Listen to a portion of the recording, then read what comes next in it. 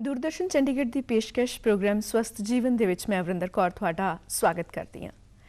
असी सारे अपनी जिंदगी को खूबसूरत बनाने के लिए बहुत सारे सुपने वेखते हैं, बहुत सारिया ख्वाहिशां रखते हैं, पर जदों गल साडी सेहत की आउंदी है तो फिर एकदम एक पल के लिए सारा कुछ खड़ जाता है। खास तौर पर जो असी अपनी आने वाली जनरेशनस की गल करते हैं, आने वाली पीढ़ियां दी गल्लां करते हैं, तो सानू ऐ लगता है कि उन्होंने दुनिया के नाल उन्हों की जिंदगी जी है बहुत सुखावी होनी चाहिए, बहुत खूबसूरत होनी चाहिए। पर कुछ इस तरह दी सेहत के नाल जुड़िया समस्यावां होंदियां ने जिन्हां दा सानू ना तो पहला पता होंदा है तो ना ही कुछ चेता होंदा है। जेकर पता लग जाए तो उहदा समस्या का समाधान किस तरह होवे, इस बारे असी बिल्कुल भी अनजान हुंदे आ। एक अजिही ही बीमारी है थैलेसीमिया, खून की कमी जिसनों असी आखते हैं। अज इस बारे असी गल करांगे ते इस विषय पर गलबात करने के लिए साडे नाल ने डॉक्टर बॉबी गुलाटी जो कि स्टेट नोडल ऑफिसर ने national health mission Punjab government वालों। बहुत बहुत स्वागत है डॉक्टर साहब तुहाडा। थैंक यू जी, बहुत बहुत धन्यवाद जी। सर आप थैलेसीमिया की गल की है, जिवें मैं जिक्र किया कि असी बहुत बार अनजान होंने, इहो जे शब्दों असी कदे सुनिया भी नहीं होंदा, खास तौर पर जिहड़े साडे पिंडां वाले लोग ने। थैलेसीमिया आम भाषा दे विच इस बीमारी नूं की कहा जाता है? थैलेसीमिया जिहड़ा एक है बेसिकली इनू एक जिनसी रोग कहते हैं या जेनेटिक डिसऑर्डर है जिहड़ा कि इनहेरिट होंदा है। इनहेरिट मतलब पेरेंट्स तो बच्चे नूं ट्रांसमिट होंदा। होर इनू इहदे ट्रांसमिशन का होर कोई रस्ता जिवें आपां कहंदे आ एयरबोर्न, वाटरबोर्न, सैक्शुअल कंटैक्ट या ब्लड वगैरह नहीं होंदे। सिर्फ अगर माँ बाप दे अंदर एंसैस्टर तो ही ये ट्रेट होंदा है जिहड़ा कि थैलेसीमिया ट्रेट है, तां ही बच्चे नूं ये बीमारी जिहड़ी थैलेसीमिया है ये हो सकती है। थैलेसीमिया दे विच एक्चुअल दे विच की हुंदा है? थैलेसीमिया दे विच एक्चुअल दे विच ये हुंदा है कि जिहड़ा अपना हीमोग्लोबिन है, हीमोग्लोबिन दे बनन विच जेनेटिक तौर पे एक एबनॉर्मैलिटी आ जाती है जी, जिंदे नाल कि भी हीमोग्लोबिन जिहड़ा है वो प्रॉपरली नहीं बन पाता।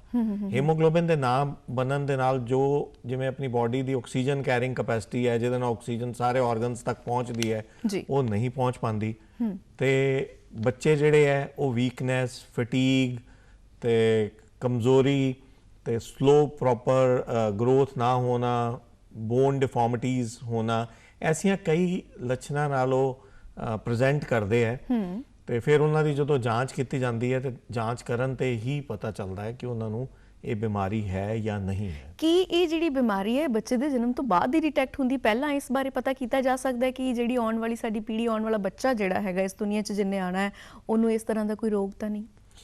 अगर हाँ माता दे पिता दे थैलेसीमिया ट्रेट दे होन बारे जानकारी हो जाए, ठीक है, जिवें प्रेगनेंसी के बाद मदर दा अगर स्क्रीनिंग हो जाए फिर फादर दी स्क्रीनिंग हो जाए, अगर दोनों ट्रेट पाया जाए तो फिर आपां देयर आर टेस्ट जिहड़े कि थोड़े हाई लैवल दे हुंदे जितों पता लग सकता है कि बच्चे नूं थैलेसीमिया मेजर है या नहीं है, या ओहदा डिस्पाइट पेरेंट्स दे थैलेसीमिया ट्रेट होने के बावजूद भी क्या उन्होंने बीमारी नहीं है। जी अच्छा, कि ये जरूरी है भी जे माँ बाप नूं थैलेसीमिया है तो बच्चे नूं होवेगा ही होवेगा? नहीं, जे माता पिता नूं थैलेसीमिया ट्रेट है तो 25% चांसेस है कि बच्चे नूं थैलेसीमिया मेजर दा ट्रेट होने दे 25% चांसेस है। तो कि ड्यूरिंग प्रेगनेंसी दे विच असीं बच्चे नूं खून पहुंचा सकते हैं, चढ़ा सकते हैं ब्लड ट्रांसफ्यूजन जरिए? नहीं, बच्चे नूं प्रेगनेंसी दे विच खून चढ़ाउण नाल थैलेसीमिया का उपचार या थैलेसीमिया का कोई फायदा शायद नहीं होएगा। सिर्फ अपन नूं अगर टाइम सिर पता लग जाए, मदर है उसकी जाँच हो जाए, फादर की जाँच हो जाए, तां असी बच्चे नूं थैलेसीमिया मेजर बच्चा पैदा होने तो आपां रोक सकते हैं। जी ओके, ਇਹਦਾ ਇੱਕ ਹੀ ਸੋਲੂਸ਼ਨ ਆ। ਤੁਸੀਂ ਸਕਰੀਨਿੰਗ ਦੀ ਗੱਲ ਕੀਤੀ, ਇਹ ਜਿਹੜੀ ਸਕਰੀਨਿੰਗ ਆ ਕਿਵੇਂ ਹੁੰਦੀ ਹੈ ਤੇ ਕਿੱਥੋਂ ਕਿੱਥੋਂ ਹੋ ਸਕਦੀ ਹੈ ਪੰਜਾਬ ਦੇ ਵਿੱਚ? देखो, स्क्रीनिंग पहले तो बेसिक स्क्रीनिंग नाल शुरू होंदी है कि हर जिवें माता है या हर बच्चा है या कोई भी अडल्ट है उनका खाली पहले हीमोग्लोबिन कराया जाए जिन्होंने सिंपल आप HB कहते हैं। हाँ जी, ठीक है। HB अगर 6 तो 8 ਦੇ ਵਿੱਚ ਆਏ ਜਾਂ ਘੱਟ ਆਏ ਜਾਂ ਬਹੁਤ ਆਇਰਨ ਦੇਣ ਦੇ ਬਾਵਜੂਦ ਵੀ ਨਾ ਵੱਧਦਾ ਹੋਏ, ਠੀਕ ਹੈ, ਫਿਰ ਅਸੀਂ ਉਹਦਾ ਕੰਪਲੀਟ ਬਲੱਡ ਕਾਊਂਟ ਕਰਾਉਂਦੇ ਆ। ਫਿਰ ਉਹਦੇ ਵਿੱਚ ਥੋੜ੍ਹੀਆਂ ਬਹੁਤ ਐਬਨੋਰਮੈਲਿਟੀਜ਼ ਹੈ ਜਿੰਦੇ ਸਾਨੂੰ ਸਸਪੀਸ਼ਨ ਹੁੰਦਾ ਕਿ ਅਗਰ ਇਹ ਇਦਾਂ ਦੀ ਪ੍ਰੋਬਲਮ ਹੈ ਤੇ ਹੋ ਸਕਦਾ ਬੱਚੇ ਨੂੰ ਥੈਲੇਸੀਮੀਆ ਦੀ ਤਕਲੀਫ ਹੋ ਸਕਦੀ ਹੈ। ਜੀ। ਫਿਰ ਅਸੀਂ ਉਹਦੇ ਐਡਵਾਂਸ ਟੈਸਟ ਕਰਾਉਂਦੇ ਆ ਜਿਹਨੂੰ HbA2 ਕਹਿੰਦੇ ਆ, ਜਿਹੜੇ ਕਿ HPLC ਮਸ਼ੀਨਸ ਉਹਨਾਂ ਦੇ ਦੁਆਰਾ ਕੀਤੇ ਜਾਂਦੇ ਆ।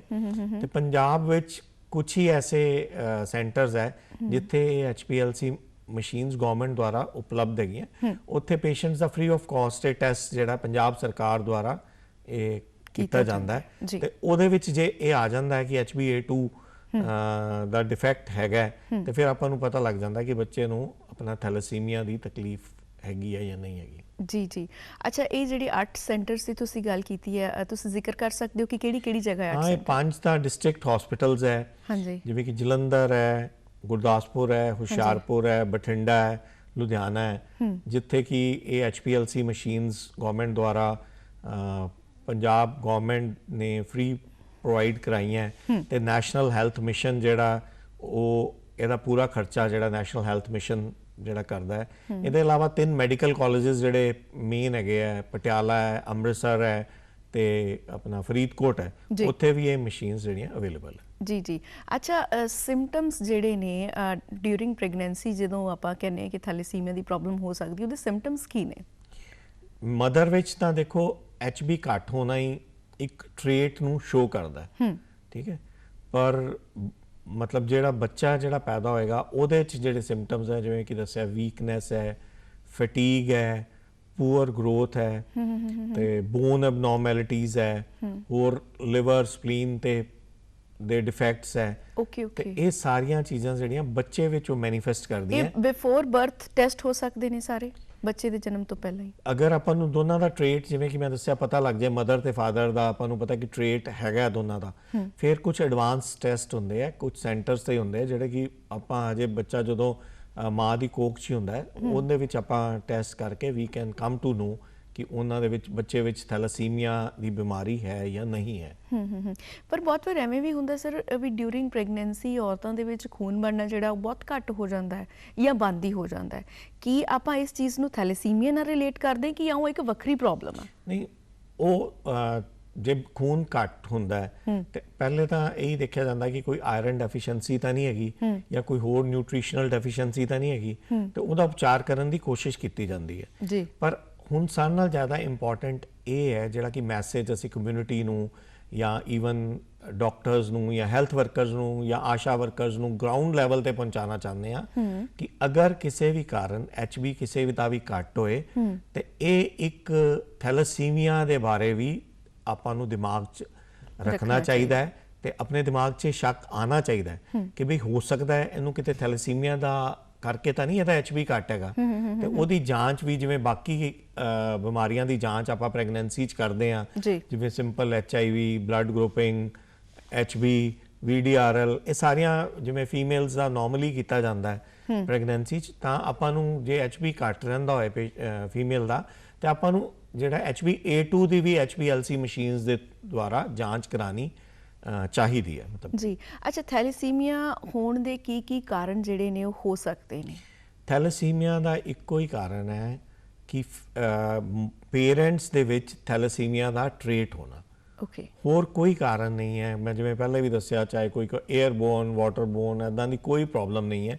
ਸਿਰਫ ਕਿਸੇ ਨਾ ਕਿਸੇ ਜਨਰੇਸ਼ਨ ਤੋਂ ਅਗਰ ਮਦਰ ਜਾਂ ਫਾਦਰ 'ਚ ਐਸਾ ਟ੍ਰੇਟ ਆ ਜਾਂਦਾ ਹੈ ਜਿਹੜਾ ਕਿ ਥੈਲੇਸੀਮੀਆ ਟ੍ਰੇਟ ਆਪਾਂ ਕਹਿੰਦੇ ਆ, ਤੇ ਉਹਦੇ ਨਾਲ ਚਾਂਸਸ ਹੈ ਕਿ ਬੱਚੇ ਵਿੱਚ ਜਿਹੜਾ ਥੈਲੇਸੀਮੀਆ ਦੀ ਬਿਮਾਰੀ ਹੋ ਸਕਦੀ ਜੀ। ਤੁਸੀਂ ਜ਼ਿਕਰ ਕੀਤਾ ਸੀ ਕਿ 8 ਮਈ ਜਿਹੜਾ ਥੈਲੇਸੀਮੀਆ ਡੇ ਹੈਗਾ, ਆਪਾਂ ਇਸ ਕਰਕੇ ਅੱਜ ਖਾਸ ਤੌਰ ਤੇ ਇਸ ਵਿਸ਼ੇ ਤੇ ਚਰਚਾ ਕਰ ਰਹੇ ਹਾਂ। ਪਰ ਮੈਂ ਇਹ ਵੀ ਜਾਣਨਾ ਚਾਹਾਂਗੀ ਕਿ 8 ਮਈ ਤੋਂ ਇਲਾਵਾ ਬਾਕੀ ਦੇ ਪੂਰੇ ਸਾਲ ਦੇ ਵਿੱਚ ਤੁਹਾਡੇ ਵੱਲੋਂ ਜਾਂ ਅਦਰਵਾਈਜ਼ ਹੈਲਥ ਡਿਪਾਰਟਮੈਂਟ ਵੱਲੋਂ ਕੀ ਐਫਰਟਸ ਕੀਤੇ ਜਾਂਦੇ ਨੇ ਲੋਕਾਂ ਨੂੰ ਥੈਲੇਸੀਮੀਆ ਬਾਰੇ ਅਵੇਅਰ ਕਰਨ ਲਈ? ਥੈਲੇਸੀਮੀਆ ਬਾਰੇ ਅਵੇਅਰ ਕਰਨ ਵਾਸਤੇ ਅਸੀਂ ਡਿਫਰੈਂਟ ਮੀਡੀਆ ਨੂੰ ਯੂਟਿਲਾਈਜ਼ ਕਰਦੇ ਹਾਂ, social media, mass media, mid media, and ਜਿਵੇਂ ਪੋਸਟਰਸ ਬਣਾ ਕੇ ਹਸਪੀਟਲਸ ਵਿੱਚ, ਸਕੂਲਸ ਵਿੱਚ ਅਸੀਂ ਜਾਂ ਇੱਦਾਂ ਕੁਝ ਫੋਕ ਜਿਵੇਂ ਮੈਸੇजेस ਦਿੰਦੇ ਆ ਜਾਂ ਨੁੱਕੜ ਨਾਟਕ ਵੀ ਕਰਾਉਂਦੇ ਆ। ਤੇ ਅਸੀਂ ਹੁਣ ਕੋਸ਼ਿਸ਼ ਕਰ ਰਹੇ ਹਾਂ ਕਿ ਸਕੂਲ ਕਰਿਕੂਲਮ 'ਚ ਵੀ ਇਹਦਾ ਇੱਕ ਛੋਟਾ ਜਿਹਾ ਕੋਈ ਪਾਰਟ ਹੋਏ ਜਿਹਦੇ ਨਾਲ ਬੱਚਿਆਂ ਨੂੰ ਵੀ ਅਵੇਅਰਨੈਸ ਹੋਏ ਕਿ ਇਸ ਤਰ੍ਹਾਂ ਦੀਆਂ ਵੀ ਪ੍ਰੋਬਲਮਸ ਹੁੰਦੀਆਂ ਜਿਹੜੇ, ਤਾਂ ਕਿ ਆਉਣ ਵਾਲੀ ਜਨਰੇਸ਼ਨਸ ਇਹਨਾਂ ਬਾਰੇ ਸਮਝ ਸਕੇ ਤੇ ਇਹਨਾਂ ਬਾਰੇ ਜੋ ਸਹੀ ਸਟੈਪਸ ਹੈ ਸਹੀ ਟਾਈਮ ਤੇ ਲੈ ਸਕੇ ਤਾਂ ਕਿ ਇਦਾਂ ਦੇ ਬੱਚੇ ਜਿਹੜੇ ਹੈ ਇਸ ਬਿਮਾਰੀ ਨਾਲ ਗ੍ਰਸਤ ਹੋਣ ਤੋਂ ਬਚ ਸਕਣ। ਜੀ ਆਪਾਂ ਜੇਕਰ ਇਹਦੇ ਇਲਾਜ ਦੀ ਗੱਲ ਕਰੀਏ, ਥੈਲੇਸੀਮੀਆ ਖੂਨ ਦੀ ਕਮੀ ਆਪਾਂ ਸਾਨੂੰ ਲੱਗਦਾ ਕਿ ਬੜੀ ਨਾਰਮਲ ਜੀ ਗੱਲ ਹੈ, ਵੀ ਆਮ ਹੀ ਹੋ ਜਾਂਦੀ ਹੈ। ਖਾਸ ਤੌਰ ਤੇ ਜੇ ਮੈਂ ਪਿੰਡਾਂ ਵਾਲਿਆਂ ਦੀ ਗੱਲ ਕਰਾਂ ਤੇ ਸਾਨੂੰ ਇਹ ਬੜੀ ਛੋਟੀ ਜੀ ਗੱਲ ਲੱਗਦੀ ਹੈ। ਇਹਦਾ ਇਲਾਜ ਥੈਲੇਸੀਮੀਆ ਦਾ ਕੀ ਹੈ, ਖਾਸ ਤੌਰ ਤੇ ਜਦੋਂ ਸਾਨੂੰ ਪਤਾ ਲੱਗ ਜਾਂਦਾ ਕਿ ਸਾਡਾ ਆਉਣ ਵਾਲਾ ਬੱਚਾ ਜਿਹੜਾ ਉਹ ਇਸ ਬਿਮਾਰੀ ਨਾਲ ਗ੍ਰਸਤ ਹੈ? ਦੇਖੋ, ਥੈਲੇਸੀਮੀਆ ਇੱਕ ਬੜੀ ਹੀ ਕੰਪਲਿਕੇਟਿਡ ਬਿਮਾਰੀ ਹੈਗੀ ਹੈ ਤੇ ਇਹਦਾ ਜੇ ਕਿਸੇ ਬੱਚੇ ਨੂੰ ਵੀ ਜਾਂ ਕਿਸੇ ਵੀ ਇਨਸਾਨ ਨੂੰ ਇਹ ਹੁੰਦੀ ਹੈ ਤੇ ਇਹਦਾ ਇਲਾਜ ਮਤਲਬ ਮੇਨਲੀ ਹੈ ਬਲੱਡ ਟ੍ਰਾਂਸਫਿਊਜ਼ਨ ਜੀ, ਕਿਉਂਕਿ HB 'ਚ ਘਾਟ ਹੋ ਰਹੀ ਹੈ ਤਾਂ ਉਹਨੂੰ ਪੂਰਾ ਕਰਨ ਵਾਸਤੇ ਆਪਾਂ ਉਹਨੂੰ ਖੂਨ ਚੜਾ ਸਕਦੇ ਹਾਂ। ਖੂਨ ਚੜਾਉਣ ਦੇ ਨਾਲ ਇੱਕ ਵਾਰੀ ਜਿਹੜੇ ਉਹ RBC ਹੈ ਉਹ ਪੂਰੇ ਹੋ ਜਾਂਦੇ ਹੈ, ਬੱਚਾ ਆਪਣਾ ਨੋਰਮਲ ਖੇਲ ਸਕਦਾ ਹੈ, ਸਕੂਲ ਜਾ ਸਕਦਾ ਹੈ, ਹੋਰ ਆਪਣੇ ਨੋਰਮਲ ਕੰਮ ਕਰ ਸਕਦਾ ਹੈ।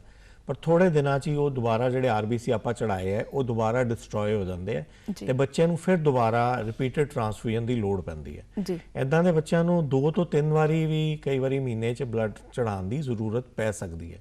ਤੇ ਉਹ ਬਲੱਡ ਚੜਾਉਣ ਦੇ ਨਾਲ ਜੋ ਬਲੱਡ ਦੇ ਚੜਾਉਣ ਦੇ ਨੁਕਸਾਨ ਹੈ ਜਨਰਲੀ, ਜਿਵੇਂ ਕੋਈ ਇਨਫੈਕਸ਼ਨ ਹੋ ਸਕਦੀ ਹੈ, ਕੋਈ ਸੈਲੂਲਾਈਟਸ ਹੋ ਸਕਦਾ ਹੈ, ਕੋਈ HIV, hepatitis B, hepatitis C ਵਰਗੀਆਂ ਜਿਹੜੀਆਂ ਪ੍ਰੋਬਲਮਸ ਹੈ ਟ੍ਰਾਂਸਮਿਟ ਹੋ ਸਕਦੀਆਂ।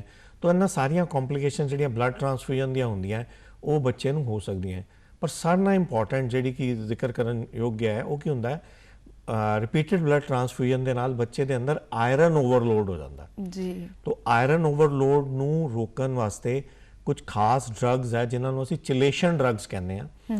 ਉਹ ਚਿਲੇਸ਼ਨ ਡਰੱਗਸ ਅਸੀਂ ਬੱਚਿਆਂ ਨੂੰ ਦਿੰਦੇ ਹਾਂ ਜਿਹਦੇ ਨਾਲ ਉਹ ਆਇਰਨ ਨੂੰ ਅਟੈਚ ਕਰਕੇ ਬੱਚਿਆਂ ਦੇ ਖੂਨ 'ਚੋਂ ਆਇਰਨ ਨੂੰ ਉਹ ਜਿਹੜਾ ਐਕਸਟਰਾ ਆਇਰਨ ਹੈ ਜਿਹੜਾ ਕਿ ਐਡੀਸ਼ਨਲ ਬੱਚਿਆਂ ਦੇ ਵਿੱਚ ਓਵਰਲੋਡ ਹੋ ਰਿਹਾ ਉਹਨੂੰ ਉਹ ਘਟਾ ਦਿੰਦੇ ਆ, ਬੱਚਿਆਂ ਦਾ ਜਿਹੜਾ ਆਇਰਨ ਨਾਰਮਲ ਕਰ ਦਿੰਦੇ ਆ ਜੀ। ਸੋ ਬਲੱਡ ਟ੍ਰਾਂਸਫਿਊਜ਼ਨ, ਚਿਲੇਸ਼ਨ ਡਰੱਗਸ ਇਹਨਾਂ ਮੇਨ ਟ੍ਰੀਟਮੈਂਟ ਹੈ ਜੀ। ਔਰ ਇਹ ਬਲੱਡ ਟ੍ਰਾਂਸਫਿਊਜ਼ਨ ਜਿਹੜੀ ਆ ਕਿੰਨੀ ਕੁ ਵਾਰ ਆਪਾਂ ਕਰਵਾ ਸਕਦੇ ਹਾਂ ਸਾਲ 6 ਮਹੀਨੇ ਦੇ ਵਿੱਚ, ਜਾਂ ਅਦਰਵਾਈਜ਼ ਕਿੰਨੀ ਵਾਰ ਰਿਪੀਟ ਕਰਨੀ ਪੈਂਦੀ ਹੈ ਸਵੇਅਰ ਕੰਡੀਸ਼ਨਸ ਦੇ ਵਿੱਚ? ਇਹ ਤਾਂ ਬੱਚੇ ਦੇ ਮੋਸਟ ਆਫ ਦਾ ਬੱਚਿਆਂ ਨੂੰ ਕਈ ਵਾਰੀ ਮਹੀਨੇ 'ਚ 2 ਵਾਰ ਵੀ ਜ਼ਰੂਰਤ ਪੈ ਜਾਂਦੀ ਹੈ। ਇਹਦਾ ਮਤਲਬ ਦੇਖੋ ਸਾਲ 'ਚ 24 ਟਾਈਮਸ ਆ ਗਿਆ, ਕਈ ਵਾਰੀ ਮਹੀਨੇ 'ਚ 3 ਵਾਰ ਵੀ ਜ਼ਰੂਰਤ ਪੈ ਜਾਂਦੀ ਹੈ। ਤੇ ਗਵਰਨਮੈਂਟ ਦੇ ਜਿੰਨੇ ਬਲੱਡ ਬੈਂਕਸ ਹੈਗੇ ਆ ਉੱਥੇ ਸਾਰਿਆਂ 'ਚ ਇਹ ਬਲੱਡ ਟ੍ਰਾਂਸਫਿਊਜ਼ਨ ਬੱਚਿਆਂ ਨੂੰ ਜਿਹੜੀ ਹੈ ਫ੍ਰੀ ਆਫ ਕਾਸਟ ਦਿੱਤੀ ਜਾਂਦੀ ਹੈ। ਉਹਦੇ ਕੋਈ ਚਾਰजेस ਜਿਹੜੇ ਆ ਟ੍ਰਾਂਸਫਿਊਜ਼ਨ ਦੇ ਨਹੀਂ ਲਿੱਤੇ ਜਾਂਦੇ ਤੇ ਇਹ ਫੈਸਿਲਿਟੀ ਬੱਚਿਆਂ ਵਾਸਤੇ ਵੀ ਹੋਰਾਂ ਲੋਕਾਂ ਵਾਸਤੇ ਵੀ ਪੰਜਾਬ ਸਰਕਾਰ ਵੱਲੋਂ 24/7 24 ਘੰਟੇ ਜਿਹੜੀ ਹੈ ਫੈਸਿਲਿਟੀ ਇਹ ਦਿੱਤੀ ਜਾਂਦੀ ਹੈ। ਕਦੀ ਵੀ ਕੋਈ ਬੱਚਾ ਕਿਸੇ ਵੀ ਬਲੱਡ ਬੈਂਕ ਜਾ ਕੇ, ਉਹਦੇ ਲਈ ਸਿਰਫ ਸੈਂਟਰਸ, ਜਿੱਥੇ ਤੁਸੀਂ 8 ਸੈਂਟਰਸ ਦਾ ਜ਼ਿਕਰ ਕੀਤਾ, ਸਿਰਫ ਉੱਥੇ ਹੀ ਜਾਣਾ ਜਾਂ ਕਿਸੇ ਵੀ ਸਿਵਲ ਹਸਪੀਟਲ 'ਚ ਜਾਣਾ? ਬਲੱਡ ਟ੍ਰਾਂਸਫਿਊਜ਼ਨ ਵਾਸਤੇ ਤਾਂ ਕਿਸੇ ਵੀ ਗਵਰਨਮੈਂਟ ਮਨਜ਼ੂਰ ਸ਼ੁਦਾ ਬਲੱਡ ਬੈਂਕ 'ਚ ਜਾ ਸਕਦੇ ਆ ਤੇ ਈਵਨ ਪ੍ਰਾਈਵੇਟ ਬਲੱਡ ਬੈਂਕਸ ਵੀ ਜਾ ਸਕਦੇ ਆ। ਪਰ ਗਵਰਨਮੈਂਟ ਬਲੱਡ ਬੈਂਕਸ 'ਚ ਜਿਹੜੀ ਹੈ blood transfusion totally free of cost ਕੀਤੀ ਜਾਂਦੀ ਹੈ ਜੀ। ਸੋ ਬੱਚੇ ਮੋਸਟਲੀ ਅਸੀਂ ਪ੍ਰੈਫਰ ਕਰਦੇ ਹਾਂ ਕਿ ਬੱਚਿਆਂ ਨੂੰ ਆਪਾਂ ਇਸ ਬਾਰੇ ਅਵੇਅਰ ਕਰੀਏ ਜਾਂ ਪੇਰੈਂਟਸ ਨੂੰ ਇਸ ਬਾਰੇ ਅਵੇਅਰ ਕਰੀਏ ਜਾਂ ਕਮਿਊਨਿਟੀ ਨੂੰ ਅਵੇਅਰ ਕਰੀਏ ਕਿ ਅਗਰ ਉਹਨਾਂ ਦੇ ਬੱਚਿਆਂ ਨੂੰ ਇਦਾਂ ਦੀ ਤਕਲੀਫ ਹੈਗੀ ਹੈ ਤਾਂ ਉਹ ਇਸ ਸੁਵਿਧਾ ਦਾ ਜਿਹੜਾ ਕਿ ਪੰਜਾਬ ਗਵਰਨਮੈਂਟ ਦੁਆਰਾ ਦਿੱਤੀ ਜਾਂਦੀ ਹੈ, ਫ੍ਰੀ ਬਲੱਡ ਚੜਾਇਆ ਜਾਂਦਾ ਹੈ, ਉਹਦਾ ਪੂਰੇ ਤੋਂ ਪੂਰਾ ਫਾਇਦਾ ਉਠਾਉਣ ਜੀ। ਸਰ, ਇਹ ਜਦੋਂ ਐਕਸਟ੍ਰੀਮ ਦੇ ਵਿੱਚ ਗੱਲ ਕਰੀਏ ਥੈਲੇਸੀਮੀਆ ਦਾ ਲਾਸਟ ਟੂ ਲਾਸਟ ਵੀ ਕੋਈ ਸੋਲੂਸ਼ਨ ਹੈ ਤਾਂ ਉਹ ਕੀ ਹੈਗਾ? ਲਾਸਟ ਟੂ ਲਾਸਟ ਵੀ ਅੱਜ ਕੱਲ੍ਹ ਦੇ ਟਾਈਮ 'ਚ ਸੋਲੂਸ਼ਨ ਹੈ ਕਿ ਜੇ ਬੱਚੇ ਦਾ ਕੋਈ ਬ੍ਰਦਰ, ਸਿਸਟਰ ਜਾਂ ਸਿਬਲਿੰਗ ਹੈ ਜਾਂ ਕੋਈ ਹੋਰ ਐਸਾ ਰਿਲੇਟਿਵ ਹੈ ਜਿਹਦੇ ਨਾਲ ਬੱਚੇ ਦਾ ਜਿਹੜਾ ਮੈਚ ਕਰ ਜਾਂਦਾ ਹੈ, ਜਿਹੜਾ DNA ਮੈਚ ਕਰ ਜਾਂਦਾ ਹੈ, ਤੇ ਉਹਦੇ ਨਾਲ ਹੈ ਕਿ ਉਸ ਬੱਚੇ ਦਾ ਬੋਨ ਮੈਰੋ ਟ੍ਰਾਂਸਪਲਾਂਟ ਕੀਤਾ ਜਾ ਸਕਦਾ ਹੈ। ਬੋਨ ਮੈਰੋ ਟ੍ਰਾਂਸਪਲਾਂਟ ਦੇ ਨਾਲ ਇਹ ਬੱਚਾ ਜਾਂ ਇਹ ਬਿਮਾਰੀ ਟੋਟਲੀ ਕਿਉਰ ਹੋ ਸਕਦੀ ਹੈ ਜੀ। ਤੇ ਬੋਨ ਮੈਰੋ ਟ੍ਰਾਂਸਪਲਾਂਟ ਜਿਹੜਾ ਹੈ ਐਡਵਾਂਸ ਸੈਂਟਰਸ ਜਿਵੇਂ ਪੰਜਾਬ ਵਾਸਤੇ PGI ਸੈਂਟਰ ਜਿਹੜਾ ਨੈਸ਼ਨਲ ਹੈਲਥ ਮਿਸ਼ਨ ਨੇ ਸਿਲੈਕਟ ਕੀਤਾ ਹੋਇਆ ਹੈ ਤੇ ਜਿਹੜੇ ਪੰਜਾਬ ਦੇ ਬੱਚੇ ਉਹ PGI ਵਿੱਚ ਫ੍ਰੀ ਜਿਹੜੇ ਬੋਨ ਮੈਰੋ ਟ੍ਰਾਂਸਪਲਾਂਟ ਕਰਾ ਸਕਦੇ ਹੈ। ਤੇ ਨੈਸ਼ਨਲ ਹੈਲਥ ਮਿਸ਼ਨ ਜਿਹੜਾ ਹੈ ਇਹਦੇ ਵਾਸਤੇ PGI ਨੂੰ ਇੱਕ ਕੇਸ ਵਾਸਤੇ 10 ਲੱਖ ਰੁਪਇਆ ਨੈਸ਼ਨਲ ਹੈਲਥ ਮਿਸ਼ਨ ਦੁਆਰਾ ਦਿੱਤਾ ਜਾਂਦਾ ਹੈ, ਜਦਕਿ ਬੱਚਿਆਂ ਦਾ ਜਾਂ ਪੇਰੈਂਟਸ ਦਾ ਕਿਸੇ ਤਰੀਕੇ ਦਾ ਕੋਈ ਖਰਚਾ ਸਕਰੀਨਿੰਗ ਵਾਸਤੇ ਜਾਂ ਆਪਰੇਸ਼ਨ ਵਾਸਤੇ ਕੋਈ ਖਰਚਾ ਨਹੀਂ ਹੁੰਦਾ। ਉਹ ਫ੍ਰੀ ਮਤਲਬ ਟੋਟਲੀ ਇਹ ਜਿਹੜਾ ਇੱਕ ਵਾਰੀ ਉੱਥੋਂ ਇਲਾਜ ਕਰਾ ਸਕਦੇ ਹੈ ਤੇ ਈਵਨ ਜਾਂਚ ਵਾਸਤੇ ਵੀ ਕੋਈ ਖਰਚਾ ਨਹੀਂ ਹੁੰਦਾ ਜੀ। ਅੱਛਾ, ਕੰਪਲਿਕੇਸ਼ਨਸ ਦੀ ਜੇ ਗੱਲ ਕਰੀਏ ਕਿ ਥੈਲੇਸੀਮੀਆ ਡਿਜ਼ੀਜ਼ ਦੇ ਨਾਲ ਜਿਹੜੀਆਂ ਸਾਡੀ ਬਾਡੀ ਦੇ ਵਿੱਚ ਕੰਪਲਿਕੇਸ਼ਨਸ ਆਉਂਦੀਆਂ ਨੇ ਬੱਚਿਆਂ ਦੀ ਬਾਡੀ ਦੇ ਵਿੱਚ, ਉਹ ਕਿਸ ਤਰ੍ਹਾਂ ਦੀਆਂ ਹੋ ਸਕਦੀਆਂ ਨੇ? ਥੈਲੇਸੀਮੀਆ ਡਿਜ਼ੀਜ਼ ਦੇ ਨਾਲ ਮੇਨ ਕੰਪਲਿਕੇਸ਼ਨਸ ਆ ਬੋਨ ਐਬਨੋਰਮੈਲਿਟੀਜ਼ ਹੈਗੀਆਂ, ਸਟੰਟਡ ਗਰੋਥ, ਡਿਲੇਡ ਪਿਊਬਰਟੀ ਜਾਂ ਹੋਰ ਕਈ ਮਤਲਬ ਸਿਸਟਮਸ ਜਿਹੜੇ ਇਨਵੋਲਵ ਹੋ ਜਾਂਦੇ, ਇਹ ਥੈਲੇਸੀਮੀਆ ਕਰਕੇ ਕੰਪਲਿਕੇਸ਼ਨਸ ਹੈ ਜੀ।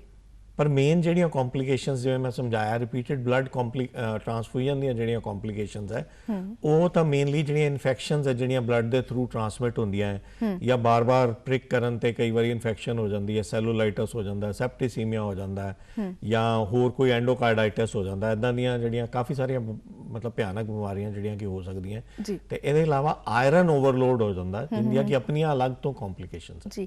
ਅੱਛਾ, ਕਿਹੜੀਆਂ ਚੀਜ਼ਾਂ ਦਾ ਖਾਸ ਤੌਰ ਤੇ ਐਜ਼ ਅ ਜਿਹੜੀ ਇੱਕ ਲੇਡੀ ਬੱਚੇ ਨੂੰ ਜਿਹਨੇ ਜਨਮ ਦੇਣਾ ਉਹਨੂੰ ਧਿਆਨ ਰੱਖਣ ਦੀ ਲੋੜ ਹੈ ਕਿ ਇਹੋ ਜਿਹੀਆਂ ਜਿਹੜੀਆਂ ਬਿਮਾਰੀਆਂ ਨੇ ਇਹਨਾਂ ਤੋਂ ਬਚਿਆ ਜਾ ਸਕੇ? ਦੇਖੋ, ਇਹ ਤਾਂ ਬੇਸਿਕਲੀ ਥੈਲੇਸੀਮੀਆ ਟ੍ਰੇਟ ਹੈ ਇੱਕ ਜਿਹੜਾ, ਉਹ ਅਗਰ ਮਦਰ ਵਿੱਚ ਵੀ ਹੈ ਤੇ ਫਾਦਰ ਵਿੱਚ ਵੀ ਹੈ ਤੇ ਉਹਦਾ ਫਿਰ ਕੋਈ ਹੋਰ ਮੇਰੇ ਖਿਆਲ ਤਾਂ ਬਚਣ ਦਾ ਕੋਈ ਇਹਦਾ ਸਿਸਟਮ ਨਹੀਂ ਹੈ। ਹਾਂ, ਇਹ ਹੈ ਕਿ ਵੀ ਆਉਣ ਵਾਲੇ ਸ਼ਾਇਦ ਕਦੀ ਟਾਈਮ ਤੇ ਬਿਫੋਰ ਮੈਰਿਜ ਕਾਉਂਸਲਿੰਗ ਜਾਂ ਬਿਫੋਰ ਮੈਰਿਜ ਟੈਸਟਿੰਗ ਕਦੀ ਇੱਦਾਂ ਦਾ ਸਿਸਟਮ ਹੋ ਜਾਏ ਤੇ ਪਤਾ ਲੱਗ ਸਕਦਾ ਹੈ ਕਿ ਬੱਚੇ ਦੇ ਥੈਲੇਸੀਮੀਆ ਦੀ ਬਿਮਾਰੀ ਹੋਣ ਦੇ ਚਾਂਸਸ ਹੈ, ਤੇ ਫਿਰ ਇਹਨੂੰ ਅਵੋਇਡ ਕੀਤਾ ਜਾ ਸਕਦਾ। But once couple is there who has both the thalassemia, mother and father both have the thalassemia trait, then there are chances 25% chances ਜਿਵੇਂ ਕਿ ਮੈਂ ਤੁਹਾਨੂੰ ਦੱਸਿਆ ਹੈ ਕਿ ਬੱਚੇ ਦੇ ਥੈਲੇਸੀਮੀਆ ਮੇਜਰ ਹੋਣ ਦੇ ਚਾਂਸਸ ਹੈ। ਪਰ ਔਰਤਾਂ ਦੇ ਵਿੱਚ ਤਾਂ ਆਮ ਤੌਰ ਤੇ ਵੈਸੇ ਹੀ ਜਿਹੜੀ ਖੂਨ ਦੀ ਕਮੀ ਹੈ ਉਹ ਹਮੇਸ਼ਾ ਹੀ ਰਹਿੰਦੀ ਹੈ ਡਿਊ ਟੂ ਮੰਥਲੀ ਸਰਕਲ। ਉਹ ਇਸ ਚੀਜ਼ ਦੇ ਨਾਲ ਕੋਈ ਰਿਲੇਟ ਕਰਦੀ ਹੈ ਜਾਂ ਉਹ ਇੱਕ ਵੱਖਰੀ ਪ੍ਰੋਬਲਮ ਹੈ, ਉਹਦਾ ਸੋਲੂਸ਼ਨ ਹੈ? ਨਹੀਂ, ਉਹ ਇੱਕ ਬਿਲਕੁਲ ਹੀ ਡਿਫਰੈਂਟ ਪ੍ਰੋਬਲਮ ਹੈ। ਜਿਹੜਾ ਅਨੀਮੀਆ ਹੈ ਬਹੁਤ ਸਾਰੇ ਕਾਰਨਾਂ ਕਰਕੇ ਹੁੰਦਾ ਹੈ, ਠੀਕ ਹੈ। ਉਹਨਾਂ ਚੋਂ ਇੱਕ ਕਾਰਨ ਜਿਹੜਾ ਹੈਗਾ ਥੈਲੇਸੀਮੀਆ ਟ੍ਰੇਟ ਹੈ। ਜਦੋਂ ਆਪਾਂ ਕਿਤੇ ਵੀ ਉਪਚਾਰ ਵਾਸਤੇ ਜਾਂਦੇ ਆ, ਇਲਾਜ ਵਾਸਤੇ ਜਾਂਦੇ ਆ, ਜਦੋਂ ਆਪਾਂ ਨੂੰ HB ਘੱਟ ਮਿਲਦਾ ਹੈ ਤੇ ਉਦੋਂ ਜਿਹੜਾ ਵੀ ਡਾਕਟਰ ਹੈ ਉਹਨੂੰ ਸਾਰੇ ਕਾਰਨ ਜਿਹੜੇ ਆ ਉਹਦੇ ਰੂਲ ਆਊਟ ਕਰਨੇ ਚਾਹੀਦੇ। ਫਿਰ ਜਿਹੜਾ ਵੀ ਕਾਰਨ ਮਿਲਦਾ ਹੈ, ਅਗਰ ਆਇਰਨ ਡੈਫੀਸ਼ੀਐਂਸੀ ਹੈ, ਨਿਊਟ੍ਰੀਸ਼ਨਲ ਡੈਫੀਸ਼ੀਐਂਸੀ ਹੈ, ਜਾਂ ਕੋਈ ਹੋਰ ਕਾਰਨ ਉਹਨੂੰ ਮਿਲਦਾ, ਬਲੀਡਿੰਗ ਹੈ, ਜਾਂ ਕਈ ਵਾਰੀ ਮੇਬੀ ਪਾਈਲਸ ਹੈ, ਕੋਈ ਵੀ ਐਸੀ ਤਕਲੀਫ ਹੈ ਜਿਹਦੇ ਕਰਕੇ ਖੂਨ ਦਾ ਲਾਸ ਹੋ ਰਿਹਾ ਹੈ, ਤੇ ਉਹਨੂੰ ਉਹਦੇ ਅਕੋਰਡਿੰਗਲੀ ਉਪਚਾਰ ਕਰਨਾ ਚਾਹੀਦਾ ਹੈ। ਪਰ ਇਹ ਵੀ ਦਿਮਾਗ 'ਚ ਰੱਖਣਾ ਚਾਹੀਦਾ ਹੈ ਕਿ ਅਗਰ ਖੂਨ ਨਹੀਂ ਵੱਧ ਰਿਹਾ ਤੇ ਇਹਦੀ ਵੀ ਇੱਕ ਜਾਂਚ ਜਿਹੜੀ ਹੈ ਜ਼ਰੂਰ ਕਰਾ ਲੈਣੀ ਚਾਹੀਦੀ ਹੈ, ਤਾਂ ਕਿ ਆਪਾਂ ਨੂੰ ਇਹ ਨਾ ਹੋਏ ਕਿ ਮਿਸ ਹੋ ਜਾਏ ਤੇ ਆਉਣ ਵਾਲੇ ਟਾਈਮ 'ਚ ਬੱਚੇ ਨੂੰ ਜਾਂ ਉਹਦੇ ਪੇਰੈਂਟਸ ਨੂੰ ਲਾਈਫ ਲੌਂਗ ਇਸ ਤਕਲੀਫ ਦੇ ਜਿਹੜੇ ਮਤਲਬ ਹੈਗੇ ਕੌਨਸੀਕੁਐਂਸਿਸ ਉਹ ਭੁਗਤਣੇ ਪੈਣ। ਜੀ। ਅੱਛਾ, ਪੰਜਾਬ ਸਰਕਾਰ ਵੱਲੋਂ ਇਲਾਜ ਮੁਫਤ ਕੀਤਾ ਜਾਂਦਾ ਹੈ, ਸੈਂਟਰਸ ਵੀ ਬਣਾਏ ਗਏ ਨੇ। ਇਸ ਤੋਂ ਇਲਾਵਾ ਸਰਕਾਰ ਵੱਲੋਂ ਹੋਰ ਕਿਹੜੇ ਕਾਰਜ ਜਿਹੜੇ ਨੇ ਕੀਤੇ ਜਾ ਰਹੇ ਨੇ ਲੋਕਾਂ ਤੱਕ ਇਸ ਬਿਮਾਰੀ ਦਾ ਜਿਹੜਾ ਸੁਨੇਹਾ ਪਹੁੰਚਾਇਆ ਜਾਵੇ ਤੇ ਇਸ ਨੂੰ ਦੂਰ ਕੀਤਾ ਜਾਵੇ? ਮੇਨ ਤਾਂ ਜਿਵੇਂ ਹੁਣ ਮੰਨ ਲਓ 8 ਮਈ ਨੂੰ ਹੀ ਥੈਲੇਸੀਮੀਆ ਡੇ ਆ ਰਿਹਾ ਜੀ, ਤੇ ਪੂਰੇ ਸਾਰੇ ਡਿਸਟ੍ਰਿਕਟਸ ਵਿੱਚ ਹੀ ਥੈਲੇਸੀਮੀਆ ਡੇ ਦੀ ਅਵੇਅਰਨੈਸ ਸਪਰੈਡ ਕੀਤੀ ਜਾ ਰਹੀ ਹੈ। ਬਲੱਡ ਡੋਨੇਸ਼ਨ ਕੈਂਪਸ ਲਗਾਏ ਜਾ ਰਹੇ ਹੈ, ਕਿਤੇ ਪੋਸਟਰ ਮੇਕਿੰਗ ਕੰਪੀਟੀਸ਼ਨਸ ਕਰਾਏ ਜਾ ਰਹੇ ਹੈ, ਕਿਤੇ ਨੁੱਕੜ ਨਾਟਕਸ ਕਰਾਏ ਜਾ ਰਹੇ ਹੈ ਡਿਸਟ੍ਰਿਕਟ ਲੈਵਲ ਤੇ ਤੇ ਇਸ ਦੇ ਇਲਾਵਾ ਸੈਂਸਿਟਾਈਜ਼ੇਸ਼ਨ ਵਰਕਸ਼ਾਪਸ ਰੱਖੀਆਂ ਗਈਆਂ ਜਿਹੜੀਆਂ ਕਿ ਨਾ ਹੀ ਖਾਲੀ ਡਾਕਟਰਸ ਜਾਂ ਹੈਲਥ ਸਟਾਫ ਵਾਸਤੇ ਹੀ ਨਹੀਂ, ਈਵਨ ਬੇਸਿਕ ਲੈਵਲ ਤੇ ਜਿਹੜੇ ਆਸ਼ਾ ਵਰਕਰਸ ਵਰਕ ਕਰਦੇ ਹੈ ਜਾਂ ਕਮਿਊਨਿਟੀ ਲੈਵਲ ਤੇ ਜਿਹੜਾ ਵਰਕ ਹੁੰਦਾ ਹੈ। ਈਵਨ ਅਸੀਂ ਕਈ ਸਕੂਲਸ ਤੇ ਕਾਲਜਸ ਨੂੰ ਇਨਵੋਲਵ ਕੀਤਾ ਜਿੱਥੇ ਕਿ ਅਸੀਂ ਟਾਕਸ ਦਿੰਦੇ ਹਾਂ ਤੇ ਜਿਹੜੇ ਸਟੂਡੈਂਟਸ ਹੈ ਉਹਨਾਂ ਨੂੰ ਅਸੀਂ ਅਵੇਅਰ ਕਰਦੇ ਹਾਂ ਕਿ ਵੀ ਇਸ ਬਿਮਾਰੀ ਬਾਰੇ ਜਾਣੂ ਕਰਾਉਂਦੇ ਆ, ਤਾਂ ਕਿ ਇਹ ਜਿਹੜਾ ਮੈਸੇਜ ਹੈ ਕਮਿਊਨਿਟੀ ਦੇ ਹਰ ਘਰ ਤੱਕ ਪਹੁੰਚ ਸਕੇ। ਜੀ, ਸਾਡੇ ਖਾਣ ਪੀਣ ਦਾ ਜਿਹੜਾ ਸਾਡੀ ਇਸ ਬਿਮਾਰੀ ਦੇ ਨਾਲ ਕਿੰਨਾ ਕੁ ਤਾਲਮੇਲ ਜਿਹੜਾ ਹੈਗਾ ਹੈ, ਖਾਣ ਪੀਣ ਦਾ ਰੁਝਾਨ ਜਿਹੜਾ ਵਧੀਆ ਕਰਕੇ ਅੱਜ ਦੇ ਦੌਰ ਦੇ ਵਿੱਚ ਖਾਸ ਤੌਰ ਤੇ ਗੱਲ ਕੀਤੀ ਜਾਵੇ ਤੇ ਅਸੀਂ ਬਹੁਤ ਡਾਈਟ ਕੌਨਸ਼ੀਅਸ ਹੋ ਗਏ ਹਾਂ, ਡਾਈਟਿੰਗ ਵੀ ਕਰਦੀਆਂ ਖਾਸ ਤੌਰ ਤੇ ਔਰਤਾਂ।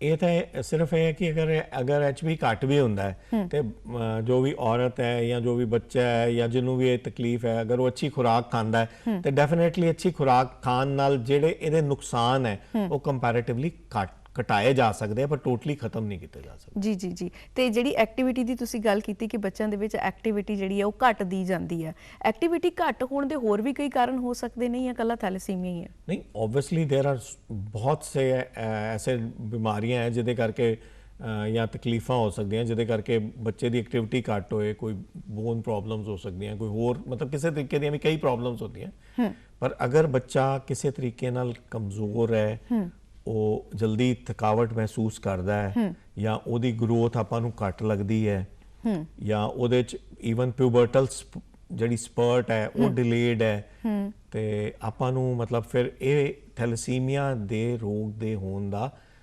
ਜਿਹੜਾ ਦਿਮਾਗ 'ਚ ਰੱਖਣਾ ਚਾਹੀਦਾ ਤੇ ਉਹਦੀ ਜਾਂਚ ਜ਼ਰੂਰ ਕਰਾਉਣੀ ਚਾਹੀਦੀ ਹੈ। ਜੀ ਸਰ, ਕੀ ਐਵੇਂ ਹੋ ਸਕਦਾ ਹੈ ਕਿ at the time of birth ਇਹ ਪ੍ਰੋਬਲਮ ਨਾ ਹੋਵੇ ਔਰ ਕੁਝ ਸਾਲ ਬਾਅਦ ਇਹ ਡਿਟੈਕਟ ਹੋਵੇ? ਨਹੀਂ, ਡਿਟੈਕਟ ਤਾਂ ਹਮੇਸ਼ਾ ਬਾਅਦ ਵਿੱਚ ਹੀ ਹੁੰਦੀ ਹੈ, ਪਰ ਜਿਹਨੂੰ ਤਕਲੀਫ ਹੁੰਦੀ ਹੈ ਡਿਟੈਕਟ ਇੱਕਦਮ ਨਹੀਂ ਹੁੰਦੀ। ਜਦੋਂ ਜਿਵੇਂ ਜਿਵੇਂ ਕਿਉਂਕਿ ਬੱਚਾ ਤੁਸੀਂ ਪਬਰਟੀ ਦੀ ਗੱਲ ਕੀਤੀ ਕਿ ਜੇ ਪਬਰਟੀ ਲੇਟ ਹੈ ਤੇ ਹੋ ਸਕਦਾ ਹੈ ਕਿ ਇਹ ਪ੍ਰੋਬਲਮ ਵੀ ਹੋਵੇ। ਉੱਥੋਂ ਤੱਕ ਪਹੁੰਚਦੇ ਕਈ ਵਾਰ ਬਹੁਤ ਸਾਰੀਆਂ ਹੋਰ ਚੀਜ਼ਾਂ ਵੀ ਸਾਹਮਣੇ ਆ ਜਾਂਦੀਆਂ। ਦੇਖੋ, ਬੱਚੇ 'ਚ ਜਦੋਂ ਤਕਲੀਫਾਂ ਆਉਣੀਆਂ ਸ਼ੁਰੂ ਹੁੰਦੀਆਂ, ਥਕਾਵਟ ਆਉਂਦੀ ਹੈ, ਫਟੀਗ ਆਉਂਦਾ ਹੈ, ਜਿਵੇਂ ਹੋਰ ਮੈਂ ਪ੍ਰੋਬਲਮ ਦੱਸੀਆਂ, ਕਈ ਵਾਰੀ ਜਿਹੜੇ ਬੱਚੇ ਹੈ ਜਾਂ ਪੇਰੈਂਟਸ ਹੈ ਉਹ ਕੁਐਕਸ ਕੋਲ ਜਾਂਦੇ ਹੈ ਜਾਂ ਹੋਰ ਉਪਚਾਰ ਕਰਾਉਣ ਦੀ, ਆਪਣੇ ਲੈਵਲ ਤੇ ਉਪਚਾਰ ਕਰਨ ਦੀ ਕੋਸ਼ਿਸ਼ ਕਰਦੇ ਹੈ, ਕਿਸੇ ਸਪੈਸ਼ਲਿਸਟ ਕੋਲ ਜਾਂਦੇ ਹੀ ਨਹੀਂ। ਠੀਕ ਹੈ, ਜਦੋਂ ਜਾਂਦੇ ਹੀ ਨਹੀਂ ਤੇ ਫਿਰ ਇਹਦਾ ਡਾਇਗਨੋਸਿਸ ਆਟੋਮੈਟਿਕਲੀ ਵੈਸੇ ਹੀ ਡਿਲੇ ਹੋ ਜਾਂਦਾ ਹੈ। ਜੀ ਜੀ ਜੀ। ਤੇ ਬਹੁਤ ਸਾਰੇ ਕਈ ਵਾਰੀ ਮੈਡੀਕਲ ਪ੍ਰੋਫੈਸ਼ਨ ਦੇ ਵੀ ਜਿਹੜੇ ਹੈਗੇ ਬੰਦੇ, ਉਹਨਾਂ ਨੂੰ ਵੀ ਇੰਨੀ ਸੈਂਸਿਟਾਈਜੇਸ਼ਨ ਨਹੀਂ ਹੈਗੀ ਕਿ ਇੱਕਦਮ ਇਸ ਤਕਲੀਫ ਦੇ ਹੋਣ ਦਾ ਖਿਆਲ ਆਏ। ਜੀ। ਸੋ ਸਾਰਿਆਂ ਨੂੰ ਸੈਂਸਿਟਾਈਜ਼ ਕਰਨਾ, ਸਾਰਿਆਂ ਨੂੰ ਅਵੇਅਰ ਕਰਾਉਣਾ, ਸਾਰਿਆਂ ਦੇ ਦਿਮਾਗ 'ਚ ਇਹ ਗੱਲ ਪਾਣੀ ਕਿ ਇਹ ਵੀ ਇੱਕ ਰੋਗ ਹੈਗਾ ਜਿੰਦੇ ਬਾਰੇ ਜਾਂਚ, ਜਿਹੜੇ ਜਦੋਂ ਲੱਛਣ ਪਾਏ ਜਾਣ ਉਹਦੀ ਜਾਂਚ ਕਰਾਣੀ ਬਹੁਤ ਜ਼ਰੂਰੀ ਹੈ। ਬੇਸ਼ੱਕ, ਬਿਕੋਜ਼ ਤਾਂ ਹੀ ਜਿਹੜਾ 8 ਮਈ ਦਾ ਦਿਨ ਹੈ ਖਾਸ ਤੌਰ ਤੇ ਥੈਲੇਸੀਮੀਆ ਡੇ ਵਜੋਂ ਜਿਹੜਾ ਮਨਾਇਆ ਜਾਂਦਾ ਹੈ। ਜਿਵੇਂ ਤੁਸੀਂ ਜ਼ਿਕਰ ਕੀਤਾ ਹੈ ਕਿ ਮੈਡੀਕਲ ਪ੍ਰੋਫੈਸ਼ਨ ਦੇ ਵਿੱਚ ਵੀ ਜ਼ਿਆਦਾ ਜਿਹੜੀ ਅਵੇਅਰਨੈਸ ਹੈ, ਜਾਂ ਜਨਰਲੀ ਅਸੀਂ ਨਹੀਂ ਸੋਚਦੇ ਕਿ ਇਸ ਹੱਦ ਤੱਕ ਵੀ ਖੂਨ ਦੀ ਕਮੀ ਹੋ ਸਕਦੀ ਹੈ। ਜੇ ਪਬਰਟੀ ਦੀ ਏਜ ਲੇਟ ਹੈ, ਉਸ ਟਾਈਮ ਜੇ ਆਪਾਂ ਇਹ ਟੈਸਟ ਕਰਾਉਂਦੇ ਆ ਤਾਂ ਰਾਈਟ ਨਾਓ ਉਸ ਐਗਜ਼ੈਕਟ ਟਾਈਮ ਤੇ ਕੀ ਸੋਲੂਸ਼ਨ ਵੀ ਬਲੱਡ ਟ੍ਰਾਂਸਫਿਊਜ਼ਨ ਹੀ ਹੋ ਸਕਦੀ ਹੈ। ਸੇਮ ਹੀ ਇਲਾਜ ਹੈ ਕਿਸੇ ਵੀ ਟਾਈਮ ਤੇ, ਜਦੋਂ ਵੀ ਪਤਾ ਲੱਗੇ ਕਿ ਇਹ ਬਿਮਾਰੀ ਹੈਗੀ ਹੈ, ਕਿਸੇ ਵੀ ਟਾਈਮ ਤੇ ਪਤਾ ਲੱਗੇ ਤੇ ਟ੍ਰੀਟਮੈਂਟ ਜਿਹੜਾ ਸੇਮ ਹੀ ਹੈ, ਕੋਈ ਟ੍ਰੀਟਮੈਂਟ ਡਿਫਰੈਂਟ ਨਹੀਂ ਹੈਗਾ। ਬਲੱਡ ਟ੍ਰਾਂਸਫਿਊਜ਼ਨ ਹੀ ਦਿੱਤੀਆਂ ਜਾਣਗੀਆਂ, ਪਰ ਅਗਰ ਇੰਨੀ ਲੇਟ ਤੱਕ ਡਾਇਗਨੋਸਿਸ ਹੋਣ ਤੱਕ ਬੱਚੇ ਨੂੰ ਕਾਫੀ ਨੁਕਸਾਨ ਜਿਹੜਾ ਹੋ ਜਾਂਦਾ ਹੈ। ਪਰ ਇਹ ਮਤਲਬ ਪੁਰਾਣੇ ਟਾਈਮ ਤੇ ਤਾਂ ਅਸੀਂ ਐਕਸਪੈਕਟ ਕਰ ਸਕਦੇ ਕਿ ਲੋਕ ਇੰਨੇ ਲੈਵਲ ਤੇ ਮਤਲਬ ਲੈਵਲ ਤੱਕ ਪਿਊਬਰਟਲ ਏਜ ਤੱਕ ਡਿਟੈਕਸ਼ਨ ਨਹੀਂ ਹੋਏਗੀ। ਸੋ ਉਨੀ ਏਜ ਤੱਕ ਪਹੁੰਚਦੇ ਕਿਸੇ ਨਾ ਕਿਸੇ ਲੈਵਲ ਤੇ, ਕਿਸੇ ਨਾ ਕਿਸੇ ਟਾਈਮ ਤੇ, ਕਿ ਬੱਚਾ ਜਦੋਂ ਟੋਟਲੀ, ਕਿਉਂਕਿ ਹਰ ਇੱਕ ਪੇਰੈਂਟਸ ਇੱਕ ਦੋ ਬੱਚੇ ਅੱਜ ਕੱਲ ਦੇ ਟਾਈਮ 'ਚ ਪੇਰੈਂਟਸ ਬਹੁਤ ਕੰਸਰਨਡ ਹੁੰਦੇ ਆ ਤੇ ਸੂਨਰ ਔਰ ਲੇਟਰ ਉਹ ਮਤਲਬ ਕਿਸੇ ਨਾ ਕਿਸੇ ਸਪੈਸ਼ਲਿਸਟ ਕੋਲ ਪਹੁੰਚ ਹੀ ਜਾਂਦੇ ਆ ਜਿਹੜਾ ਕਿ ਇਸ ਨੂੰ ਡਾਇਗਨੋਸ ਕਰ ਪਾਉਂਦਾ ਹੈ। ਜੀ। ਤੇ ਅਨਫੋਰਚੂਨੇਟਲੀ ਜੇ ਮਿਸ ਹੋ ਜਾਏ ਤੇ ਫਿਰ ਮੇਰੇ ਖਿਆਲ ਕੋਈ ਕਨਸੀਕੁਐਂਸਸ ਜ਼ਿਆਦਾ ਖਤਰਨਾਕ ਨੇ। ਥੈਲੇਸੀਮੀਆ ਡੇ ਤੇ ਖਾਸ ਤੌਰ ਤੇ ਤੁਸੀਂ ਕੀ ਮੈਸੇਜ ਜਿਹੜਾ ਐਜ਼ ਐਨ ਅਵੇਅਰਨੈਸ ਕੀ ਕਹਿਣਾ ਚਾਹੋਗੇ ਤੁਸੀਂ ਲੋਕਾਂ ਨੂੰ? ਥੈਲੇਸੀਮੀਆ ਡੇ ਤੇ ਤਾਂ ਅਸੀਂ ਮੈਸੇਜ ਕੀ ਇਨਫੈਕਟ ਅਪੀਲ ਕਰਨਾ ਚਾਹੁੰਦੇ ਹਾਂ ਮਾਸਸ ਨੂੰ, ਕਮਿਊਨਿਟੀ ਨੂੰ, ਹਰ ਪਰਸਨ ਤੱਕ ਇਹ ਮੈਸੇਜ, ਹਰ ਘਰ ਤੱਕ ਇਹ ਮੈਸੇਜ ਪਹੁੰਚਾਉਣਾ ਚਾਹੁੰਦੇ ਹਾਂ ਕਿ ਜੋ ਜਾਣਕਾਰੀ ਆਪਾਂ ਹੁਣ ਸ਼ੇਅਰ ਕਰ ਰਹੇ ਹਾਂ ਕਿ ਜੇ ਕਿਸੇ ਨੂੰ ਵੀ ਕਿਸੇ ਟਾਈਮ ਤੇ ਕਿਸੇ ਬੱਚੇ ਦਾ, ਕਿਸੇ ਲੇਡੀ ਦਾ ਅਗਰ ਖੂਨ ਘੱਟ ਲੱਗੇ, HB ਘੱਟ ਲੱਗੇ ਤੇ ਆਇਰਨ ਦੇਣ ਦੇ ਬਾਵਜੂਦ ਵੀ ਉਹ ਨਾ ਵੱਧਦਾ ਹੋਏ ਤੇ ਬਾਕੀ ਦੇ ਵੀ ਜੇ ਕਾਰਨ ਆਪਾਂ ਰੂਲ ਆਊਟ ਕਰ ਲਈਏ ਫਿਰ ਵੀ ਫਰਕ ਨਾ ਪੈਂਦਾ ਹੋਏ ਤੇ ਥੈਲੇਸੀਮੀਆ ਦਾ ਵੀ ਦਿਮਾਗ 'ਚ ਰੱਖ ਕੇ ਸਕਰੀਨਿੰਗ ਕਰਾਣੀ ਬਹੁਤ ਜ਼ਰੂਰੀ ਹੈ ਤਾਂ ਜੋ ਬੱਚੇ ਹੈ ਥੈਲੇਸੀਮੀਆ ਜੈਸੀ ਇਹ ਭਿਆਨਕ ਬਿਮਾਰੀ ਨਾਲ ਪੈਦਾ ਨਾ ਹੋਣ ਤੇ ਉਹਨਾਂ ਨੂੰ ਐਸੀ ਲਾਈਫ 'ਚ ਨਾ ਨਿਕਲਣਾ ਪਏ, ਐਸੀ ਤਕਲੀਫਾਂ 'ਚੋਂ ਨਾ ਨਿਕਲਣਾ ਪਏ ਜਿੰਦੇ 'ਚ ਪੇਰੈਂਟਸ ਵੀ ਹੈ ਤੇ ਬੱਚੇ ਵੀ ਹੈ ਜਿਹੜੇ ਇੰਨੇ ਦੁੱਖ, ਇੰਨੀ ਤਕਲੀਫ 'ਚੋਂ ਨਿਕਲਣ। ਤੇ ਇਹਨੂੰ ਅਵੋਇਡ ਕਰਨ ਵਾਸਤੇ ਜਦੋਂ ਮੌਕਾ ਮਿਲੇ, ਜਦੋਂ ਬਾਕੀ ਜਿਵੇਂ ਆਪਾਂ ਤਕਲੀਫਾਂ ਦੀ ਜਾਂਚ ਕਰਾਉਂਦੇ ਹਾਂ, ਸਮੇਂ ਸਿਰ ਜਿਹੜੀ ਥੈਲੇਸੀਮੀਆ ਵਰਗੀ ਬਿਮਾਰੀ ਦੀ ਵੀ ਜਾਂਚ ਕਰਾ ਲੈਣੀ ਚਾਹੀਦੀ। ਜੀ, ਇੱਕ ਹੋਰ ਇੰਪੋਰਟੈਂਟ ਸਵਾਲ ਜਿਹੜਾ ਮੇਰੇ ਧਿਆਨ ਵਿੱਚ ਆਇਆ ਹੈ ਕਿ ਜਨਰਲੀ ਕੀ ਹੁੰਦਾ ਹੈ ਕਿ ਲੇਡੀਜ਼ ਦੀ ਜਦੋਂ ਗੱਲ ਕਰਦੇ ਹਾਂ ਕਿ ਮੈਂਸਟ੍ਰੂਏਸ਼ਨ ਸਾਈਕਲ ਜਿਹੜਾ ਪ੍ਰੋਪਰ ਚੱਲ ਰਿਹਾ ਹੁੰਦਾ, ਬਟ ਇੱਕ ਏਜ ਤੇ ਜਾ ਕੇ PCOD ਦੀ ਆਪਾਂ ਗੱਲ ਕਰਦੇ ਹਾਂ ਤਾਂ ਉਹ ਇਰੈਗੂਲਰ ਹੋ ਜਾਂਦਾ, ਸਮਟਾਈਮਸ 2-2 3-3 ਮਹੀਨੇ ਵੀ ਡਿਲੇ ਹੁੰਦਾ। ਕੀ ਇਹ ਪ੍ਰੋਬਲਮ ਉਸ ਕੇਸ ਦੇ ਵਿੱਚ ਵੀ ਹੋ ਸਕਦੀ, ਉਸ ਕੇਸ ਦੇ ਵਿੱਚ ਵੀ ਇਸ ਟੈਸਟ ਤੱਕ ਪਹੁੰਚਣਾ ਚਾਹੀਦਾ ਹੈ? ਨਹੀਂ, ਇਹ ਜਿਹੜੀ ਇੱਕ ਡਿਫਰੈਂਟ ਪ੍ਰੋਬਲਮ ਹੈਗੀ ਹੈ। ਜਿਵੇਂ ਫੀਮੇਲਸ ਹੈ ਉਹਨਾਂ ਨੂੰ ਕਿਸੇ ਤਰੀਕੇ ਦੀ ਵੀ ਪ੍ਰੋਬਲਮਸ ਹੋ ਸਕਦੀ, PCOD ਵਗੈਰਾ ਇੱਕ ਟੋਟਲੀ ਡਿਫਰੈਂਟ ਪ੍ਰੋਬਲਮਸ ਹੈ, ਉਹ ਕਿਸੇ ਵੀ ਫੀਮੇਲ ਨੂੰ ਹੋ ਸਕਦੀ, ਉਹਦਾ ਇਹਦੇ ਨਾਲ ਕੋਈ ਬੇਸਿਕਲੀ ਰਿਲੇਸ਼ਨ ਨਹੀਂ ਹੈਗਾ। ਪਰ ਕਿਸੇ ਵੀ ਇੰਡੀਵਿਜੂਅਲ ਨੂੰ ਕੋਈ ਵੀ ਬਿਮਾਰੀ ਹੋ ਸਕਦੀ ਹੈ, ਪਰ ਇਹ ਤਾਂ ਟੋਟਲੀ ਇੱਕ ਡਿਫਰੈਂਟ ਬਿਮਾਰੀ ਹੈ ਜਿਹੜੀ ਕਿ ਜਿਵੇਂ ਮੈਂ ਸਮਝਾਇਆ ਪੇਰੈਂਟਸ ਤੋਂ ਬੱਚੇ ਨੂੰ ਟ੍ਰਾਂਸਮਿਟ ਹੁੰਦੀ ਹੈ। ਬਾਕੀ ਬਿਮਾਰੀਆਂ ਵੀ ਉਹ ਤਾਂ ਕਿਸੇ ਵੀ ਇੰਡੀਵਿਜੂਅਲ ਨੂੰ ਹੋ ਸਕਦੀਆਂ, ਆਪਾਂ ਨਹੀਂ ਕਹਿ ਸਕਦੇ ਕਿ ਕਿਸੇ ਨੂੰ ਹੋਣਗੀਆਂ, ਨਹੀਂ ਹੋਣਗੀਆਂ ਜਾਂ ਕੀ ਹੋਏਗਾ। But this is a totally ਮਤਲਬ ਡਿਫਰੈਂਟ ਬਿਮਾਰੀ जिंदी है थैलेसीमिया जिहड़ी है जी एक अलग बीमारी। मैं एक छोटा जिहा मैसेज होर देना जी चाहांगा। जरूर साडे सेहत मंत्री श्री विजय सिंगला जी ने जी हर छोटे तो छोटे ਜਿਹੜੇ ਸੈਂਟਰਸ ਹੈ ਬਲਾਕਸ ਹੈ PHSC ਹੈ ਉੱਥੇ ਹੁਣ ਬਲੱਡ ਸੈੱਲ ਜਿਹੜੇ ਕਾਊਂਟਰਸ ਹੈ ਉਹ ਮੁਹੱਈਆ ਕਰਾ ਦਿੱਤੇ ਨੇ ਤਾਂ ਕਿ ਹਰ ਜਗ੍ਹਾ ਤੇ ਹੀ ਬੱਚੇ ਦਾ HB ਤੇ ਕੰਪਲੀਟ ਬਲੱਡ ਸੈੱਲ ਕਾਊਂਟ ਕਰ ਕੀਤਾ ਜਾ ਸਕੇ ਤੇ ਐਸੀ ਬਿਮਾਰੀ ਨੂੰ ਟਾਈਮ ਸਿਰ ਹੀ ਮਤਲਬ ਡਾਇਗਨੋਸ ਕੀਤਾ ਜਾ ਸਕੇ। ਥੈਲੇਸੀਮੀਆ ਬਾਰੇ ਅੱਜ ਬਹੁਤ ਸਾਰੀ ਵਿਚਾਰ ਚਰਚਾ ਹੋਈ ਹੈ। ਹੋ ਸਕਦਾ ਹੈ ਇਹ ਸ਼ਬਦ ਤੁਸੀਂ ਆਪਣੀ ਜ਼ਿੰਦਗੀ ਦੇ ਵਿੱਚ ਪਹਿਲਾਂ ਵੀ ਸੁਣਿਆ ਹੋਵੇ ਔਰ ਹੋ ਸਕਦਾ ਹੈ ਕਿ ਅੱਜ ਤੁਸੀਂ ਪਹਿਲੀ ਵਾਰ ਇਸ ਸ਼ਬਦ ਦੇ ਨਾਲ ਮੁਖਾਤਬ ਹੋਏ ਹੋਵੋ। ਥੈਲੇਸੀਮੀਆ ਬਾਰੇ ਜੇਕਰ ਤੁਸੀਂ ਹੋਰ ਜਾਣਕਾਰੀ ਲੈਣਾ ਚਾਹੁੰਦੇ ਹੋ ਤਾਂ ਤੁਸੀਂ ਆਪੋ ਆਪਣੇ ਜਿਹੜੇ ਜ਼ਿਲ੍ਹਾ ਹੈਗਾ ਤੁਹਾਡਾ ਉੱਥੇ ਮੈਡੀਕਲ ਆਫਿਸਰਸ ਦੇ ਨਾਲ ਮਿਲ ਸਕਦੇ ਹੋ, ਆਪਣੀ ਜਾਂਚ ਕਰਵਾ ਸਕਦੇ ਹੋ। ਜੇਕਰ ਤੁਹਾਨੂੰ ਲੱਗਦਾ ਹੈ ਕਿ ਇਸ ਤਰ੍ਹਾਂ ਦਾ ਕੋਈ ਵੀ ਲੱਛਣ ਜਿਵੇਂ ਡਾਕਟਰ ਸਾਹਿਬ ਨੇ ਜ਼ਿਕਰ ਕੀਤਾ ਹੈ ਤੁਹਾਡੇ ਸਰੀਰ ਦੇ ਦਰਮਿਆਨ ਮੌਜੂਦ ਹੈ ਤਾਂ ਤੁਸੀਂ ਜ਼ਰੂਰ ਟੈਸਟ ਕਰਵਾਓ। ਜਿਵੇਂ ਡਾਕਟਰ ਸਾਹਿਬ ਨੇ ਵੀ ਅਪੀਲ ਕੀਤੀ ਹੈ ਕਿ 8 ਮਈ सिर्फ एक दिन है इस बारे अवेयरनेस ਲਈ, पर पूरा साल है अपनी सेहत ਦਾ ਖਿਆਲ ਰੱਖਣ ਦੇ ਲਈ, पूरा साल है अपने बारे ਧਿਆਨ ਕੇਂਦਰਿਤ ਕਰਨ ਦੇ ਲਈ। ਆਪਣੀ ਸਿਹਤ ਦਾ ਧਿਆਨ ਰੱਖੋ, ਆਪਣੇ ਆਪ ਵੱਲ ਧਿਆਨ ਦਿਓ। ਇਸ ਤਰ੍ਹਾਂ ਦੀਆਂ ਜਿਹੜੀਆਂ ਬਿਮਾਰੀਆਂ ਜਿਨ੍ਹਾਂ ਦਾ ਕੋਈ ਸੋਲੂਸ਼ਨ ਜਿਹੜਾ ਐਨ ਟਾਈਮ ਤੇ ਨਾ ਹੋ ਸਕੇ ਇਹ ਜੀ ਸਿਚੁਏਸ਼ਨ ਤੱਕ ਨਾ ਪਹੁੰਚੀਏ। ਫਿਲਹਾਲ ਡਾਕਟਰ ਸਾਹਿਬ ਅੱਜ ਇਸ ਵਿਸ਼ੇ ਤੇ ਗੱਲਬਾਤ ਕਰਨ ਦੇ ਲਈ ਇੱਕ ਵਾਰੀ ਫਿਰ ਤੁਹਾਡਾ ਧੰਨਵਾਦ, ਬਹੁਤ ਬਹੁਤ ਸ਼ੁਕਰੀਆ ਜੀ। Thank you.